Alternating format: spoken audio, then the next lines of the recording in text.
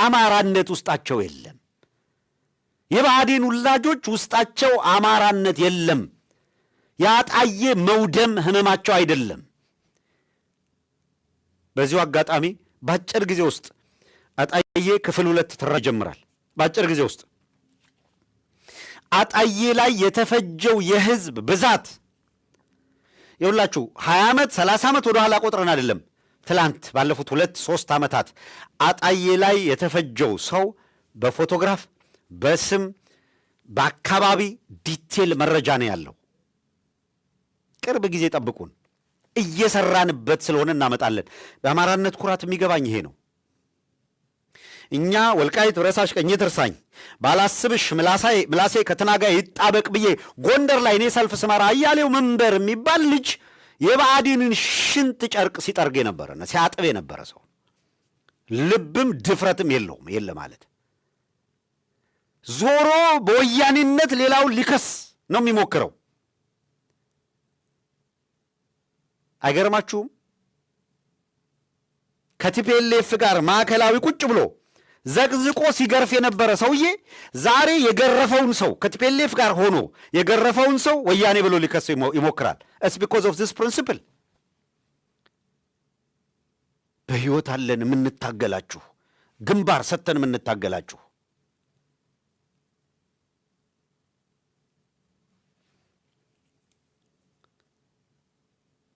እኔ አብርሃ ጅራህ አብደራፊ ሲሄድ የጓንግ ወንዝን ስሻገር እኔ ብዬ ነው የምናገረው። ማዕከላዊ ጥፍር ሲነቅል የነበረ ሰውዬ ሊከሰኝ ይነሳል። የሚደንቅ እኮ ነው። ጅብ የማያውቁት አገር ሄዶ ቁርበት አነጥፉልኝ። የብአዴን የሚዲያ ክንፍ የነበረ ሰውዬ አንተ እኮ ፎረም ነበርክ በ2000 ዓመተ ምህረት ይለኛል።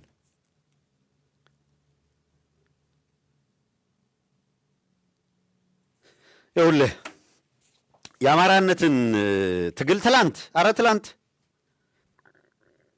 ዋነኛ የብአዴን አቀንቃኝና አማካሪ የነበሩ ሰዎች ዛሬም በተለያየ መልኩ ከዚህ ስርዓት ጋር መጣበቅ ከሆዴድ ጋር ሰርተን ወረዳ እናተርፋለን ብለው የሚያስቡ አካላት አማራነትን በወረዳ ሊቀይሩት የሚፈልጉ አካላት በፍጹም አማራነትን በቀበሌ በወረዳ አንከነዳው። ግልጽ መሆን አለበት። የአማራነት የትግል ማዕቀፍ የሆነ ቦታ ላይ ሸርፈን የሆነ ቦታ ላይ ጠግነን እያንጠባጠብን ጥለ ነው የምንሄድ አይደለም። ግልጽ መሆን አለበት። እናም አሜሪካ የጉዞ ማዕቀብ መጣሏ ለክርክር የሚቀርብ አይደለም። እዚህ ላይ የጉዞ ማዕቀብ ከጣለች ሁለተኛው ጥያቄያችን ይሄኛው የጉዞ ማዕቀብ አይደለም፣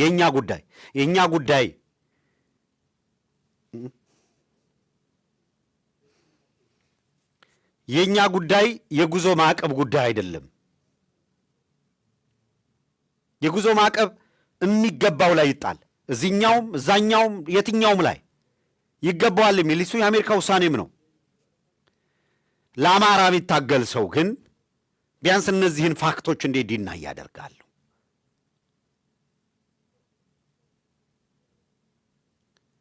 ከአብይ አህመድ ጋር መታገል ትክክል የሚሆንበት ወይም ከአብይ አህመድ ጋር ሄዶ እጅ ሰጥቶ አማራን ከርቶ ባንዳ መሆን ትክክል የሚባልበት ከሌላ ሁለቱንም አሜሪካ ሌብል አድርጋለች። የጦር ወንጀለኛ፣ በሰብአዊነት ላይ የሚፈጸም ወንጀለኛ፣ ይሄኛውንም ያኛውንም ሰው እንደዛ ከሆነ የኦህዴድ አገልጋይ መሆን ትክክል፣ ከሌላው ጋር ተባብሮ ራስን እታደጋለሁ ማለት ትክክል አይደለም የሚባልበት ጫወታ ቻሌንጅ ነው የምታደርገው። ይሄም ካልሆነ የአማራ ትግል እንዴት መልክ ይዛል? እንዴት ከእንደዚህ አይነት አጣብቅኝ ሁኔታዎች ከመጡ ሪሊ አጣብቅኙ ነው ከመጡ እንኳን የአማራ ትግል ምን አይነት መልክ መያዝ አለበት? ይሄ ከአማራነት እሳቤ የሚመነጭ መሆን አለበት። እኔ የምረዳው ይሄንን ነው። ከዛ ውጭ ግን እነ ቡቺ አሊያንስ ፈጥረዋል ከነዚህ ከባዕዴን ሰዎች ጋር እና በዚህም በዚያም ብለው እነ ቶማስ ጃጆ ምናምን የሚባሉ ሰዎች 4 ኪሎ ቁጭ ብለው ከሽመልስ አብዲሳ ጋር አየህ አማራውን እያሳረዱ ፕሮፌሰር ማነው ጌታ አስራደ ኤክስ አርጎ ፎቶውን ይዘቀዝቁበታል ማለት ነው። ለምን ሲባል የትብብር ካውንስል መስርተዋልና ይሄ ኃጢአት ነው የሚል ማለት ነው። አየው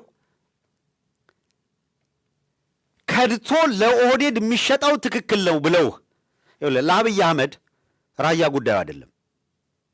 ዛስ ዋይ ራያ ሽጦታል። አንድ ጥይት ሳይተኮስ ነው ሰራዊቱን በሙሉ ሰብስቦ የእጁ የመጣው። እንደምታውቁት 40 ሺህ ምናምን ሰው ከዛ አማራ ተፈናቅሎ አንድ ቀን የመንግስት ዜናም አይደለም። ከቲፒኤልኤፍ ጋር ሲጣላ ነው። ከጌታቸው ረዳ ጋር ሆኖ ነው። ጌታቸው ረዳ ጊዜያዊ አስተዳደር ሆኖ ነው ያፈናቀለው። ጠለምትን ግቡና ተቆጣጠሩ ብሏቸው ነበርኩ።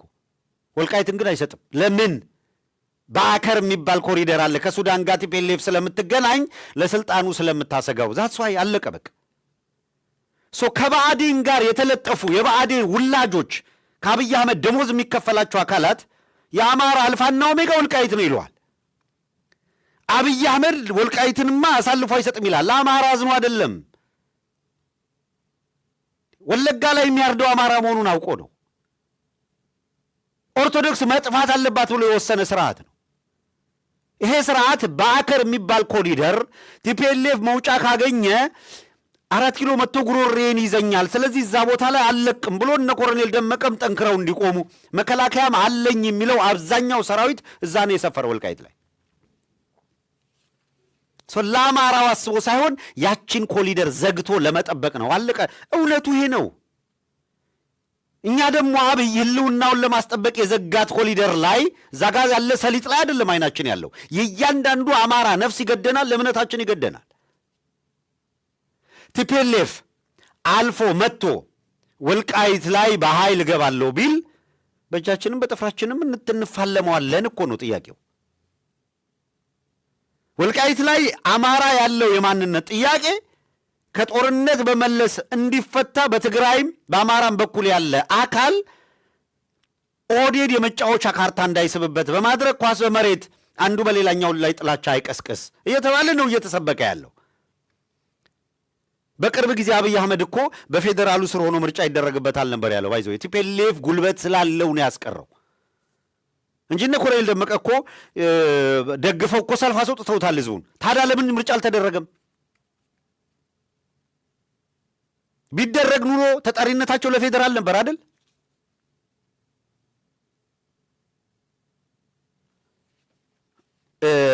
አማራን ለማደናገር የአማራ ህዝብን ለመከፋፈል ብአዴን የሚጠቀማትን ማናቸውንም ስልት አቮይድ ማድረግ ነው። ከዚያ ውጭ አሜሪካ በምጥለው ማዕቀብ ውስጥ አቅሙም የለህም። ብትቃወምም ብትደግፍም የምትቀይረው የምትቀንሰው ነገር የለም። ለአሜሪካኖች አፒል የምታደርገው የምታቀርበው የምታስረዳው ነገር ቢኖር ማስረዳት ያለብህ ነገር አንድ ነገር ነው። ወንጀል መስራትን መሰረት አድርጋችሁ ከሆነ ሰላም አለመፈለግን መሰረት አድርጋችሁ ከሆነ ማዕቀብ የምትጥሉት የአብይ አገዛዝ መች ሰላም ይፈልጋል ብለህ ማቅረብ። ቲፒኤልኤፍ የማይፈልግ የቲፒኤልኤፍ አመራር ካለ እነሱ ማዕቀብ ይጥላሉ። ይሄኛውስ እያረደን እየገደለን ያለው እንደፈለገ ነው ወይ የሚሸራሸረው ብለህ ጥያቄ ታቀርባለህ። ሶላ ባውት የአማራ ጉዳይ ነው ማለት ነው የሚያሳስብ። እንደዛ ከሆነ አይ አገኘው ተሻገር፣ መላኩ አለበል፣ አረጋ ከበደ፣ ተመስገን ጥሩነህ ከአብይ አህመድ ጋር ውስኪ እየጠጡ 4 ኪሎ ይፈንጩ፣ ባህር ዳርን ይቆጣጠሩ ብለህ ለቀህ